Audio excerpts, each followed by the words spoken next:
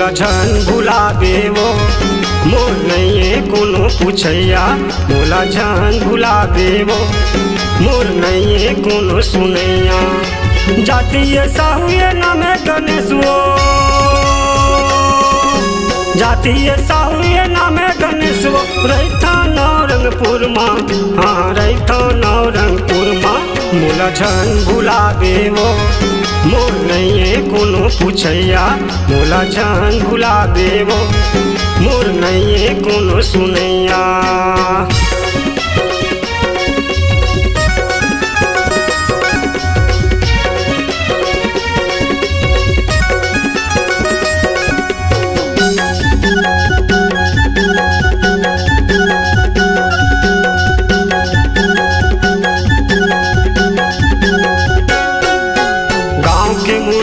पुल बने हैं वो तरीले भागते नदिया गाँव के मुड़ा में पुल बने हैं वो तरीले भागते नदिया बीचे माँ वो नहर फूटे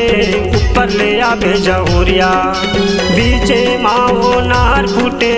ऊपर ले आवे जहुरिया।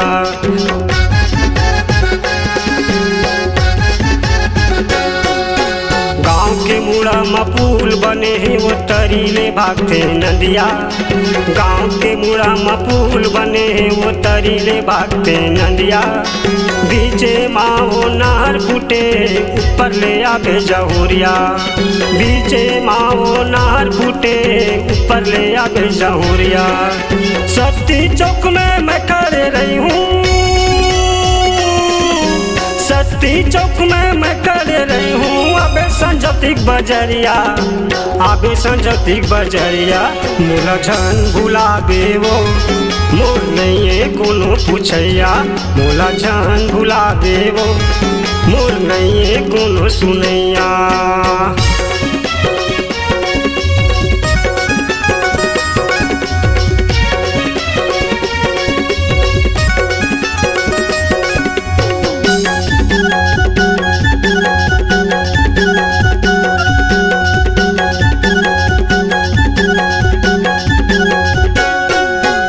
के पिराला तय जाने वो मन के बातें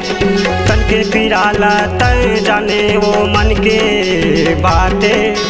मिठ मिठी तोरे बोली है तन मन माया की लगाए मिठ मिठी तोरे बोली है तन मन माया की लगाए।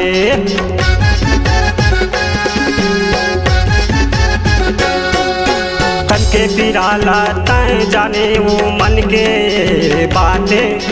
तन के पिराला तय जाने वो मन के बातें